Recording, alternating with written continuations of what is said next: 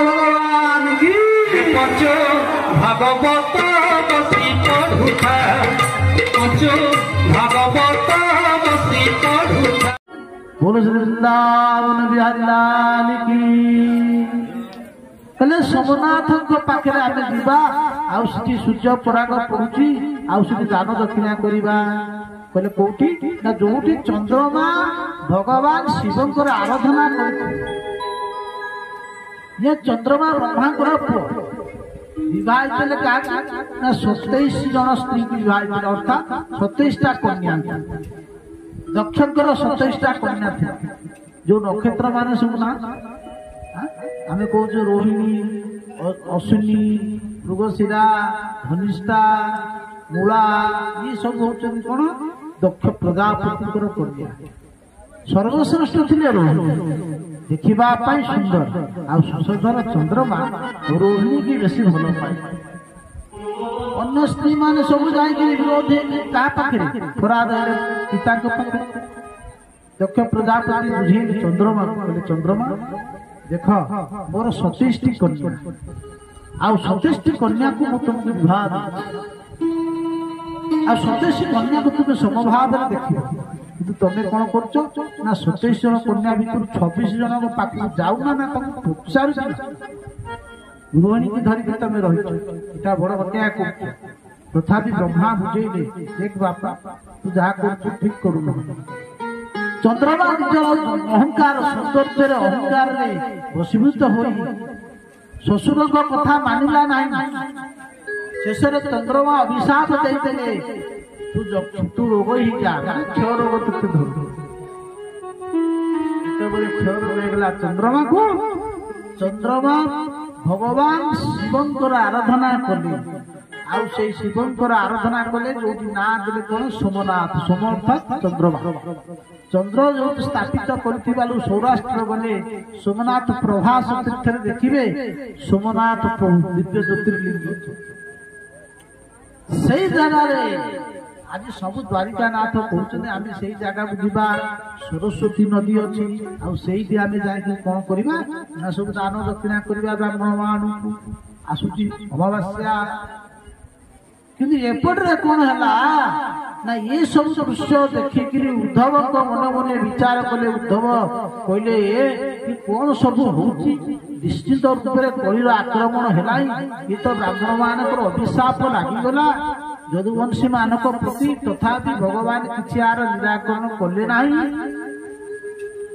आज उद्धव आसिक पहुंची गले कौटी ना भगवान द्वारिकानाथ पाखे आज द्वारिकानाथ पाखे आज पहुंची जिते भगवान उद्धव को देखीदे भगवान उद्धव भगवान संपर्क लगे कौन ये जान भगवान उद्धव भगवान श्रीकृष्ण उद्धव संपर्क कौन लगे कौन ना भाई कि हिसाब कौन ना कहते जे उद्धव हूँ भगवान भाई केमी हिसाब से भाई है ना वसुदेव गोटे भाई थे ना हूँ देवभा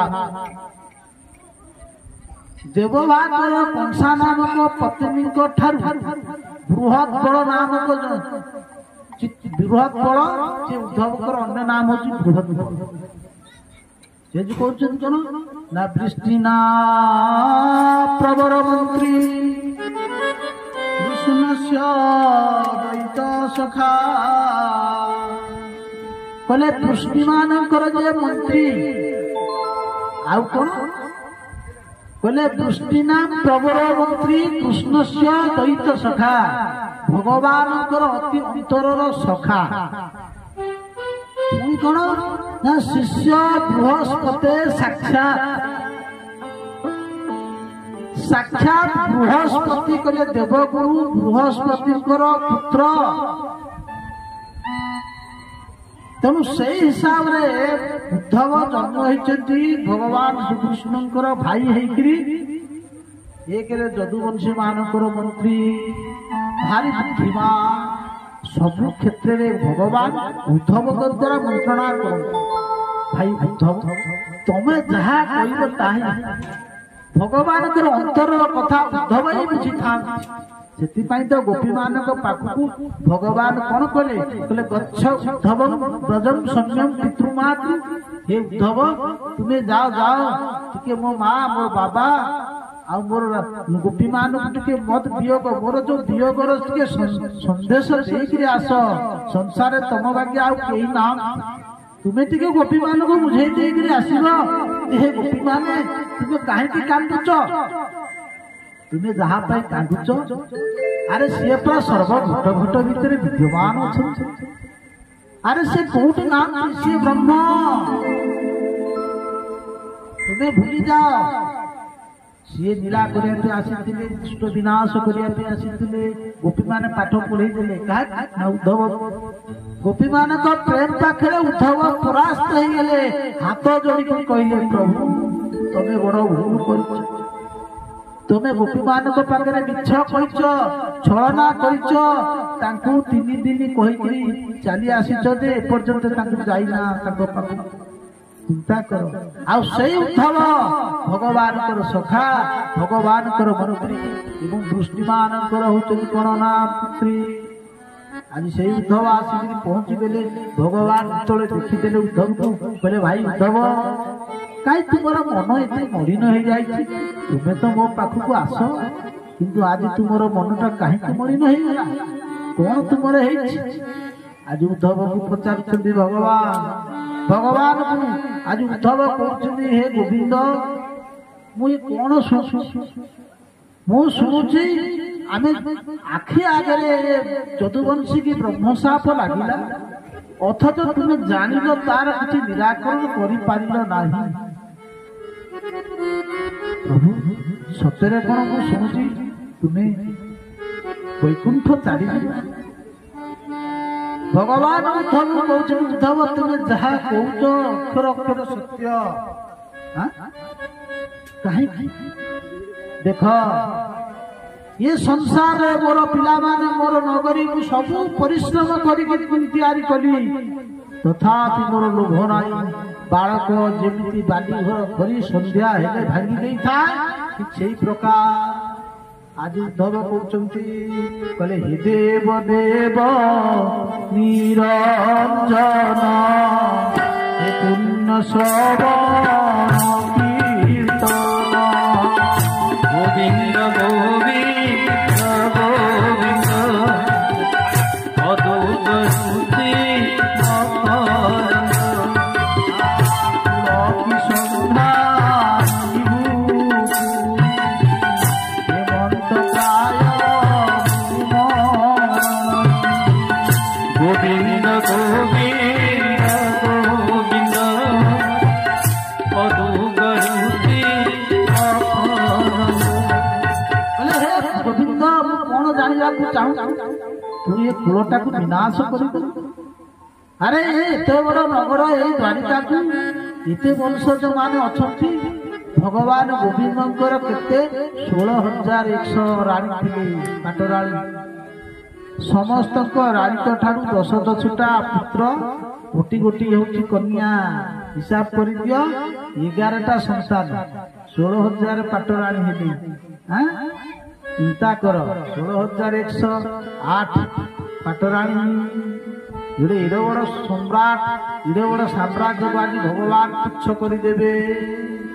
उद्धव कहते प्रभु आपण ये कलिजुग आसीगला आपण आज आमको छाड़ी चली जाए। भगवान को उद्धव भाई तुम्हें जहाँ कहूच एकदम सत्य। देवता मान आसी मत स्तुति कले मत दिवा पड़ो। उद्धव कहते प्रभु जदि तुम्हें चली जीव जदि तुम्हें जीव मत साथी लेकर जाओ।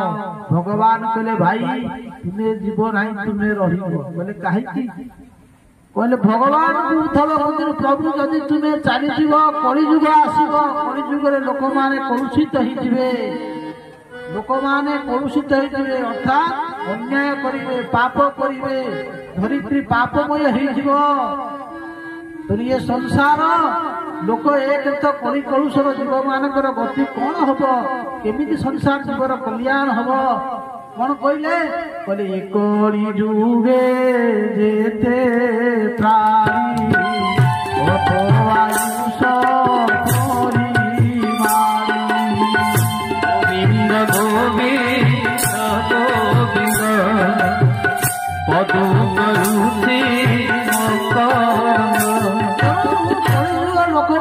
କଳୁଷିତ ହେଇଯିବେ। ମୁଁ ଚାଲିଗଲେ ସତ କହୁଛି ଉଦ୍ଧବ, କିଛି ଦିନ ମଧ୍ୟରେ ମୁଁ ଯେବେ ଯିବି ନିଜ ପୁରୀ, ମୁଁ ଚାଲିଗଲେ କଣ হবে ନା ସାରା ସେ ସମୁଦ୍ର ମାରି ଆସିବ। ଆଉ ସମୁଦ୍ର ମାରି ଆସିଲେ ସମ୍ପୂର୍ଣ୍ଣ ଏ ନଗରୀଟା ବୁଡ଼ିଯିବ। ଅର୍ଥାତ୍ କହିଲେ ମୋର ନିବାସ ମାତ୍ର ଥିବ ଜଳେ ଦ୍ୱାରକା ଗୋବିନ୍ଦ ଗୋବିନ୍ଦ ଗୋବିନ୍ଦ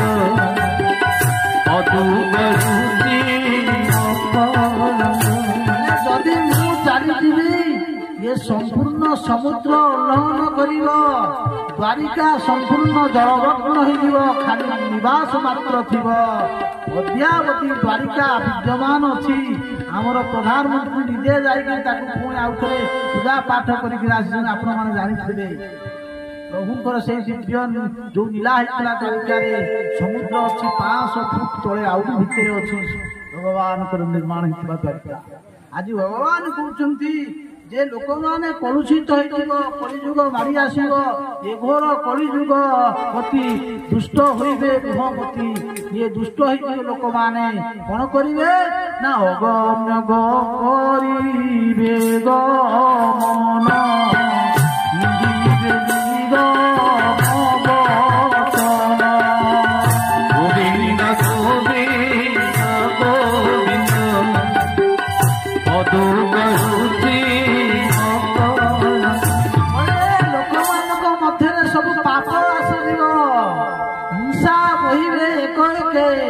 ସମସ୍ତେ ହିଂସା କରିବେ। ଭାଇ ଭାଇ ଭିତରେ, ପିଲା କହିଲେ କଣ ନା ବାପ ପୁଅ ଭିତରେ, ବନ୍ଧୁ ବନ୍ଧୁ ଭିତରେ, ସମସ୍ତଙ୍କ ଭିତରେ କଳ ହେଇଯିବ। ଲୋକମାନେ କଳୁଷିତ ହେଇଯିବେ। ଆଜିକାଲି ସେଇଆ ହେଲା କି ନା? ଆଜିକାଲି ସେଇଆ ହେଲାଣି। ଆଗ କାଳରେ ଶାଶୁ ଶ୍ୱଶୁର ମାନଙ୍କୁ ପିଲାମାନେ ବୋହୂ ମାନେ କେତେ ସମ୍ମାନ ଦଉଥିଲେ, ଆଉ ଆଜିକାଲି ମାନୁନାହାନ୍ତି। ପୁରୁଣାଟା କୁଆଡେ ବି ଚାଲିଗଲାଣି। ଶାଶୁ ଶ୍ୱଶୁର ଦେଖିଲେ ଉଡ଼ୁଣାଟେ ବି ଆଉ ପଡୁନାହିଁ। ଏଇ ପ୍ରକାର ହେଇଗଲାଣି। ଅର୍ଥାତ୍ ଇଏ ଭୟଙ୍କର କଳିର ଏ ସବୁ ଗୋଟେ ଗୋଟେ ଲକ୍ଷଣ। ବେଦବ୍ୟାସ ବି କହିଥିଲେ, କହିଲେ କଳି ଯୁଗ ଯେତେବେଳେ ଆସିବ ରାଜା ତୁମେ ଜାଣିବ ଏଇ ଲକ୍ଷଣ ଦେଖାଯିବ। କଣ ନା କହିଲେ ଅଟଶୂଳା ଜନପଦା ଶିବଶୂଳା ବିଜାତୟ କାରୁଣ୍ୟ କେଶ ଶୂନ୍ୟ ସମ୍ଭବନ୍ତି କଲୌବ୍ୟ। କହିଲେ ଯେତେବେଳେ କଳିଯୁଗ ମାରି ଆସିବ ସେତେବେଳେ କଣ ହବ? କହିଲେ ଯେତେବେଳେ ଚାରିବ ରାସ୍ତା ଘାଟରେ ଅନ୍ନ ବିକ୍ରି ହବ। ଅନ୍ନ ମାନେ ଯେତେବେଳେ ଅନ୍ନ ରାସ୍ତାରେ, ରାଜରାସ୍ତାରେ, ଅଟଶୂଳା ଜନପଦ। ଜନପଦ କହିଲେ ଜନରାସ୍ତା, ନ୍ୟାସନାଲ ହାଇରୋଡ ଯାହାକୁ NH କହୁଛେ। ଯେତେବେଳେ ରାସ୍ତା ମାନଙ୍କରେ ଭାତ ବିକ୍ରି ହବ, ଆମ ସନାତନ ଧର୍ମରେ ଭାତ କୋଉଠି ବିକ୍ରି ନଥିଲା, ଅନ୍ନଟା ଥିଲା ଦାନ କରାଯାଉଥିଲା। କିନ୍ତୁ ଯେତେବେଳେ ଭାତ ରାସ୍ତାରେ ବିକ୍ରି ହବ, ଅଦ୍ୟାବଧି ରାସ୍ତା ମାନଙ୍କରେ ସବୁ ହୋଟେଲ କଲେ, ହୋଟେଲ ରେଷ୍ଟୁରାଣ୍ଟ କଲେ। ଆଉ ହୋଟେଲରେ କଣ ହଉଛି? ଭାତ, ରୁଟି, ତରକାରୀ, ବିଭିନ୍ନ ପ୍ରକାର ଖାଦ୍ୟ ବିକ୍ରି ହଉଛି। ଜାଣିବ ବେଦବ୍ୟାସ କହିଲେ ଯୁଧିଷ୍ଠିର, ଯେତେବେଳେ ରାଜରାସ୍ତାରେ ଭାତ ବିକ୍ରି ହବ, ଅନ୍ନ ବିକ୍ରି ହବ, ଜାଣିବ ଭୟଙ୍କର କଳି ଆସିଗଲା। କହିଲେ ଆଉ କଣ ଦେଖିଲେ ଜାଣିବ? ଅଟଶୂଳା ଜନପଦା ଶିବଶୂଳା ବିଜାତୟ। ବୋଲେ ଶିବ କହିଲେ ହଉଛି କଣ? ବେଦ। ଶିବ ଅନ୍ୟ ନାମ ହଉଛି ବେଦ। ଯେତେବେଳେ ବେଦ ବିକ୍ରି ହେଇଯିବ ସେତେବେଳେ ଜାଣିବ ଭୟଙ୍କର କଳିଯୁଗ ଆସିଗଲା। ନିଜେ ବେଦକୁ ବିକ୍ରି କଲେ, ନିଜେ ବେଦକୁ ଗୋବିନ୍ଦ ଗୋବିନ୍ଦ ଗୋବିନ୍ଦ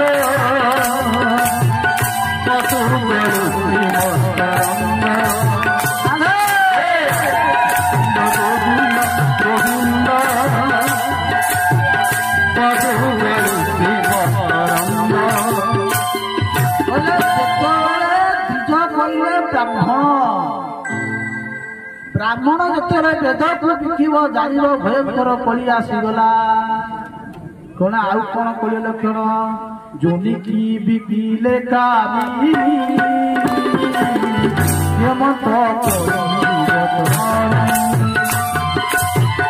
गोविंद गोविंद गोविंद